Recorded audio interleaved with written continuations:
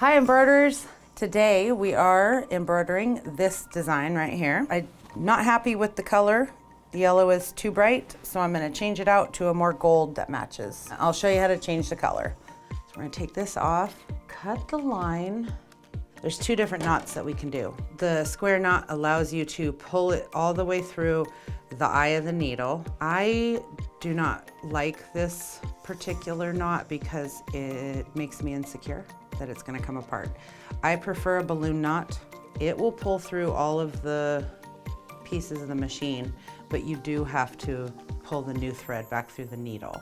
Put the new color on the spool, and we're just going to keep pulling. It's going to go through all of these channels. Now, really the only thing that needs to be done that some people may not enjoy is putting the thread back through the needle.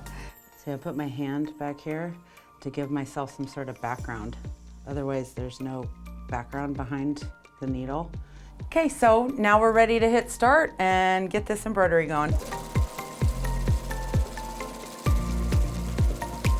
All right, so the embroidery is finished and it looks like that new yellow better matches the original design. Make sure to like and subscribe, and if this was a helpful tip for you, share it with somebody that could also use the tip.